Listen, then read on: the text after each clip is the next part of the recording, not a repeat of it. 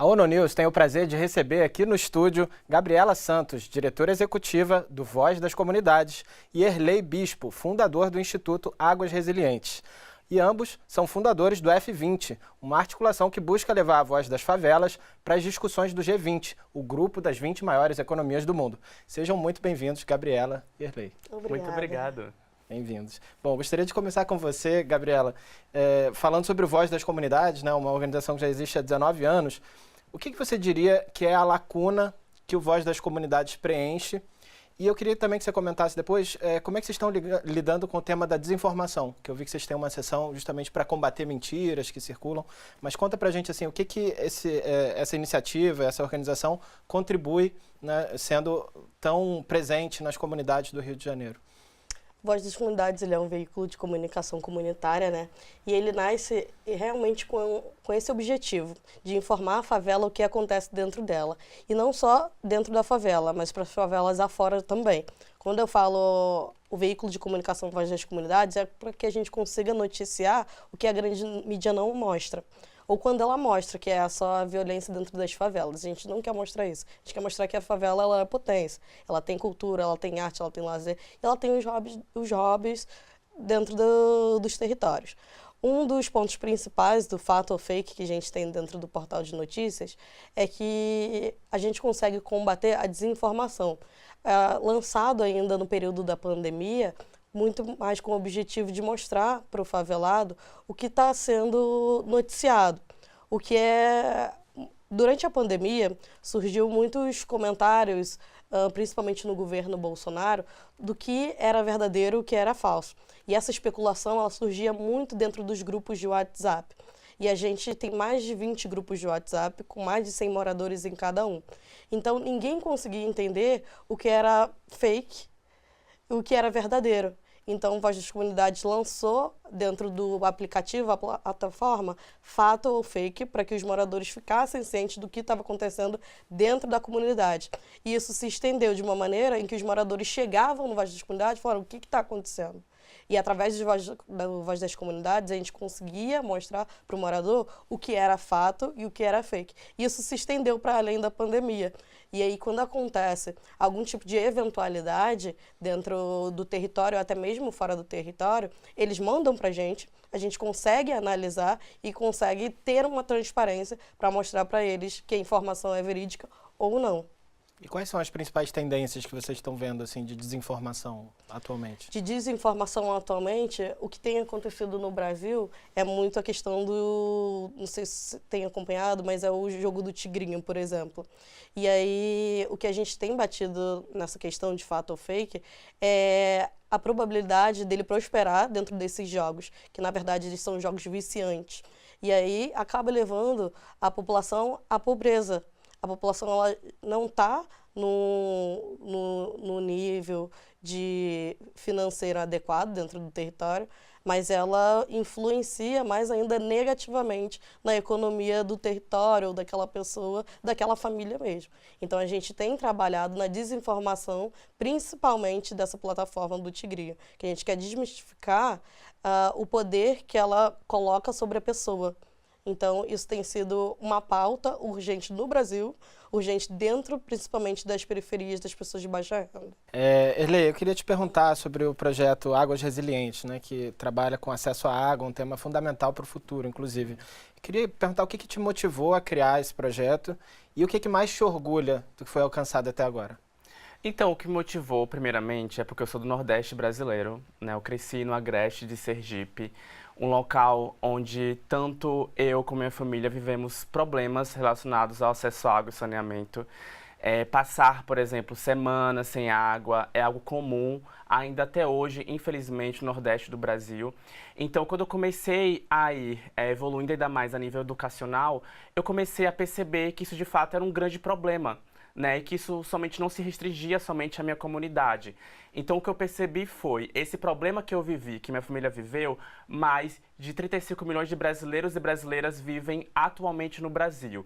E que ao saneamento são mais de 100 milhões de pessoas que vivem sem um saneamento adequado. Um dos pontos que eu percebi também, quando eu comecei a compreender mais sobre estatísticas, sobre, de fato, ganhar mais conhecimento, eu percebi que isso envolve questões de educação, de economia, de habitação. Então, isso acaba englobando a tudo que envolve a questão da comunidade, como também da sociedade. Então, quando eu fui para o Rio de Janeiro estudar engenharia florestal, que eu me tornei engenheiro florestal, eu percebi o quanto poder compartilhar, o quanto poder faz com que as pessoas conheçam essa problemática e que, a partir disso, entra ainda mais a questão científica, tecnológica e conectada aos direitos humanos, seria algo, de fato, que poderia potencializar ainda mais soluções voltadas para o setor de água, saneamento e higiene, que é algo super urgente no Brasil. E, obviamente, enquanto jovem, tem um outro ponto também que eu super fico preocupado, que é a questão da crise climática, porque a água está completamente conectada à questão do clima. Então, é muito importante salientar que os nossos desafios, a partir de agora, são desafios ainda mais difíceis. Se o Brasil já vive problemas seculares do acesso à água e saneamento e da higiene, a partir de agora será ainda pior, como nós estamos vendo no Brasil. A bacia amazônica, segundo os dados da Agência Nacional de Água e do Saneamento, compõe mais 70% da água do Brasil e que atualmente vem passando pela maior seca da sua história.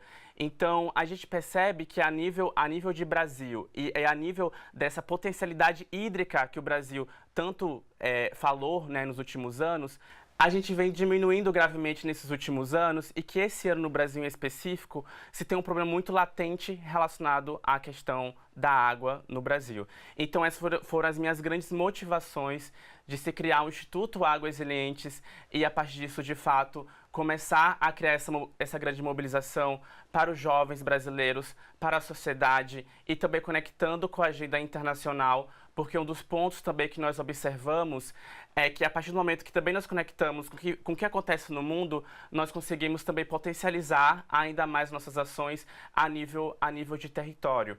E que, a partir disso, nós também conseguimos compreender que, por exemplo, que o problema que é vivido no Brasil é muito similar com outros países da América Latina, como também do Sul Global. Então, é um momento também que nós aproveitamos para, de fato, dar visibilidade e que, a partir disso, criar mecanismos para que a gente consiga se avançar ainda mais nas medidas de água, saneamento e higiene, tanto no Brasil como a nível global. Perfeito. E agora, já que você falou de agenda internacional, eu queria perguntar para vocês dois sobre o F20, né, o Favela 20, essa articulação que vocês criaram juntos e que já realizou encontros nacionais, articulações internacionais. Então, eu queria perguntar qual é o balanço que vocês fazem até agora dessa experiência e qual a expectativa que vocês têm de ver refletido na declaração de líderes, agora em novembro, as demandas que esse movimento tem levantado. Podemos conversar com você, Gabi? Tá.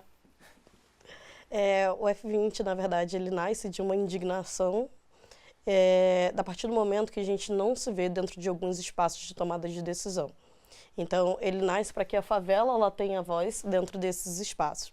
Estar dentro desses espaços de tomada de decisão, como os grandes encontros, cerimônias, seminários que a gente participa, tem sido um espaço desafiador, na verdade, qual a gente briga por espaço junto com outras grandes pessoas para que a gente consiga ecoar. E estar dentro desses espaços tem nos dado, um gás, na verdade, para as favelas e outras instituições para se tornarem capazes de falar que a gente consegue, literalmente, estar dentro desses territórios. Porque tivemos na COP 28, e na COP 28 foi um período de indignação. Assim que a gente chega lá, a gente não consegue ver corpos igual ao nosso e vivências igual à nossa dentro desses espaços, decidindo pela gente. Então, a gente acaba se unindo, né? E falando, caramba, a gente precisa fazer alguma coisa para que a gente consiga ecoar para além do nosso território, mas para estar em espaços assim. Exatamente. E um dos pontos bem interessantes do F20 é exatamente incluir a favela, incluir a voz das pessoas que de fato são altamente impactadas, seja pela falta de direitos humanos, seja pela falta de infraestrutura, para que, de fato, a gente consiga, a partir disso, nessa tentativa, nessa grande vontade de incluir essas vozes, começar a, de fato, promover soluções. E um dos pontos bem interessantes do F20 é que, de fato, a gente vem dialogando como é feito a política internacional dentro do próprio G20, né, e dentro de outros organismos multilaterais. Então é um momento que a gente enxerga a importância de incluir essas vozes e também, ao mesmo tempo, de como é que a gente promove soluções, como é que a gente cria mecanismos para que essas vozes sejam incluídas e para que também, a partir disso, nós conseguimos avançar em agendas que são tão prioritárias, não somente ao Brasil, mas também outros países que envolvem a questão do G20. Entendi. E, Gabriela, só para a gente complementar, qual é o tamanho que esse movimento tomou? Assim, quantas favelas estão envolvidas no Brasil inteiro? Como é que é? Os eventos vocês já fizeram? Qual é a proporção que isso tomou? Então, a gente fez o primeiro lançamento, que foi no dia 7 de julho. E nesse dia 7 de julho foi um lançamento híbrido. Foi na sede do Vidigal e aí a gente conseguiu fazer também toda uma cobertura através das plataformas. E ela tomou uma proporção que no dia do evento de abertura a gente conseguia comportar 300 pessoas. Então o local estava completamente cheio e as plataformas elas ficaram lotadas, as plataformas online as pessoas não conseguiam a nível de acessar. E hoje a gente tem cerca de mais de 300 pessoas que colaboraram nesse Policy Brief. Essas pessoas elas representam as suas ONGs, que são instituições que estão espalhadas no Brasil inteiro. E, inclusive, a gente também tem algumas pessoas que fazem parte de algumas organizações de refugiados, que são de fora do país. Então, quando elas chegam para a gente... Quando elas chegam para o F20, elas chegam falando, isso tem no meu território. Tem a mesma similaridade com alguns territórios periféricos do Brasil. Então, a gente costuma trocar. Então, assim, se a gente está falando de F20, a gente não está falando também só de Rio de Janeiro, por mais que a ONG esteja baseada no Rio de Janeiro. A gente está falando a nível Brasil e a nível internacional também, porque quando a gente, enfim, abriu a chamada para os grupos de trabalho, outras organizações de fora do Brasil se inscreveram também para colaborar nesse Policy Brief, porque o Policy Brief não é só para entregar em mãos brasileiras, mas em mãos internacionais também. E quais são as demandas, Erlei, nesse documento que vocês esperam que sejam endossadas pelos líderes do G20? Então, se tem algumas demandas urgentes, como a questão de investimento em infraestrutura, como a questão também que a gente consiga, né, a partir dessa taxação dos 2% mais ricos, que é uma proposta do governo federal, enquanto presidência do G20, nós queremos, né, e lutamos para que esse investimento seja voltado a favelas e periferias, não só do Brasil, mas também de dentro do próprio G20, porque nós compreendemos que são, de fato, as pessoas que mais sofrem pela falta desse acesso. Então, nós temos algumas prioridades envolvidas a diversas agendas climáticas, sobre desastres naturais, sobre água e saneamento, sobre finanças, mas de fato nós entendemos que a partir do investimento é onde nós conseguiremos acessar vários outros direitos. Então é um dos pontos que nós iremos bater muito fortemente. Nós estamos divulgando em todos os espaços que nós estamos, dentro do G20, fora do G20, para que de fato a gente consiga mais investimentos para projetos, para infraestrutura de grande porte, para as favelas e periferias, não só do Brasil, mas também dentro dos países do G20. Certo. Bom, e agora eu queria que a gente, para ir fechando, fosse para o tema, que também é um tema comum que vocês trabalham nas suas organizações, que é a agenda climática e ambiental. Então, Gabriela, você tem falado muito nas discussões como as perspectivas únicas e soluções inovadoras das pessoas que vivem nas favelas também têm que ser consideradas na discussão climática, né? Que exemplos que você traz do Rio de Janeiro nesse sentido, principalmente na questão também de redução de risco de desastres em favelas? A gente, no Rio de Janeiro, a gente tem percebido bastante mobilização da juventude. E a mobilização da juventude, ela fala muito sobre como essas comunidades elas podem ser resilientes. E elas falam como essas comunidades podem ser resilientes muito a partir do indivíduo. O que a gente consegue fazer enquanto nós mesmos em conjunto. Então, no Rio de Janeiro, tem surgido os movimentos em que a gente consegue amparar o morador do território para desastres climáticos. No próprio Voz das Comunidades, a gente criou o Prato das Comunidades no período da pandemia e quando acontecem os desastres climáticos, por exemplo, a gente entende que a pessoa ela fica sem a casa, ela fica sem o fogão, ela fica sem o alimento. Então, o Prato das Comunidades, ele chega na mão dessas pessoas que sofreram os desastres naturais. E outras organizações, elas estão também, para além do Voz das Comunidades, capacitando indivíduos dentro dentro das organizações para que consiga lidar com esses desastres, conversando também com o comércio local, como ele pode contribuir para que essas pessoas consigam sobreviver a essa resiliência e como elas conseguem se unir para ser cada vez mais fortes dentro de seus territórios. Então, eu acho que assim tem sido a união dentro, pelo menos, do território do Rio de Janeiro e para além do Rio de Janeiro, quando eu falo para além do Rio de Janeiro, também são as baixadas, né, que está um pouco mais longe da Zona Sul, da Zona Norte, que têm sofrido também o impacto muito forte desses desastres ambientais. Então, as organizações, elas têm sido... elas têm se unido de uma forma que a gente não via há 20 anos atrás, há 15 anos atrás. Então, a resiliência e a competência dessas organizações de reunir, de capacitar e de informar, que é o mais importante, tem sido fundamental para poder combater esses desastres climáticos. Porque não adianta só a gente estar presente enquanto acontecem os desastres climáticos. A gente precisa informar e capacitar minimamente para que aquela pessoa consiga identificar um erro que está acontecendo, de repente, da obra, que influencia a estrutura da sua casa também, do seu território. Certo. E, Erlei, você também, falando em resiliência, você atua com o tema do acesso à água e ao saneamento, que é um tema cada vez mais crítico no Brasil e no mundo, né? Inclusive é apontado como talvez um fator de conflitos no futuro. Então, que mudanças que você gostaria de ver nos próximos anos no Brasil e no mundo para que a gente consiga lidar com essa crise da água da maneira adequada? Acredito que um dos pontos é, de fato, pensar de forma proativa a partir dos desafios. Né? Nós temos um grande histórico de governos, não só do Brasil, mas também a nível internacional, dessa ação mais reativa. Espera que o problema aconteça para, de fato, tomar uma iniciativa. As mudanças climáticas nos mostram que é preciso ser proativos frente a essas ações. Então, para que a gente consiga se avançar ainda mais na agenda de água e saneamento e, obviamente, conectando também a questões climáticas, é ser mais proativos, né? Ter, de fato, agências, ter, de fato, essa... Ai, estou me perdendo aqui um pouco nas ideias, mas... Tá, eu vou só mudar um pouco esse tópico. Tá.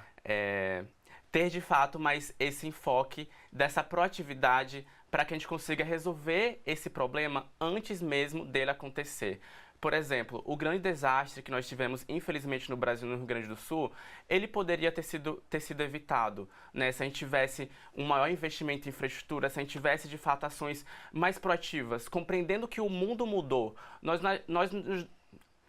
Nós já não estamos mais no mundo que nossos pais e nossos avós vivemos. Então, ter ações ainda mais proativas para que, de fato, a gente consiga diminuir esses desastres naturais e que vidas sejam perdidas vão ser ainda mais eficientes. Porque a gente sabe quais são as vidas que são mais perdidas, que são de pessoas negras, pobres, pessoas pardas, pessoas indígenas, que, de fato, vivem em territórios que são vulnerabilizados. Então, é importante sermos mais proativos e termos governos que sejam, de fato, mais proativos para que a gente consiga, de fato, promover soluções e não esperar que o problema aconteça para que, de fato, a gente tente resolver depois, porque vai ser muito mais difícil, irá se gastar muito mais de recurso e, a partir disso, né, conectando com esse momento também de solução, em Águas Resilientes, nós estamos lançando Jovens Embaixadores pelas Águas, que é exatamente um grande movimento a nível nacional, que a ideia é conseguir impactar mais de 60 jovens por cada ciclo de 6 meses, que nós de fato queremos formar os novos líderes, para que também nós conseguimos chegar também em posição de liderança, tendo essa visão proativa. Perfeito. E uma última pergunta para a gente fechar rapidinho, pode ser breve. Vocês, como jovens que estão mobilizados em causas fundamentais para o futuro do planeta, que mensagens vocês têm para outros jovens que estão lá indignados, mas também se sentem impotentes, né, preocupados com o que está acontecendo no mundo, mas sem muito saber o que fazer? E vocês que se dedicam tanto a essas causas, que mensagem vocês têm para inspirar outros jovens? Então, uma mensagem que eu deixaria, que é uma mensagem assim, que me move todos os dias, é de fato termos esperança, sabe? Porque às vezes a gente acha que nada vai se resolver ou que nada vai se avançar, mas se a gente continuar com esse pensamento, de fato, a gente não vai conseguir seguir, né? Então eu sempre busco, né? Eu sempre idealizo essa questão da esperança. Então, assim, jovem que nos escuta agora, nos assistindo na ONU News, tenha esperança, sabe? De fato, imagine um mundo ideal que nós, de fato, merecemos viver e vamos atrás desse mundo ideal. Então, assim, vamos ter esperança. Isso, de fato, é o que move a humanidade. Perfeito. Acho que uma mensagem que eu deixo para a juventude é que a gente precisa se mover. Por mais que a gente ache que a gente está sozinho, que a gente está passando, conta para um amigo qual é a sua ideia e embarca nela. Que a partir de um movimento, esse movimento ele começa a crescer e ele começa a ecoar e a sua voz ela começa a expandir. E a partir do momento que você começa a ter voz, a gente começa a ser escutado, expandir, tudo começa a acontecer. A gente só precisa falar o que a gente quer. A partir do momento que a gente é ouvido, a gente consegue ecoar e a gente consegue dar passo de cada vez. E daí nascem as novas instituições lideradas pela juventude. Perfeito. Mensagens muito inspiradoras. Agradeço muito, Gabriela Santos, Erlei Bispo. Muito obrigado por essa entrevista. Opa, eu que agradeço. Eu que agradeço. Obrigado.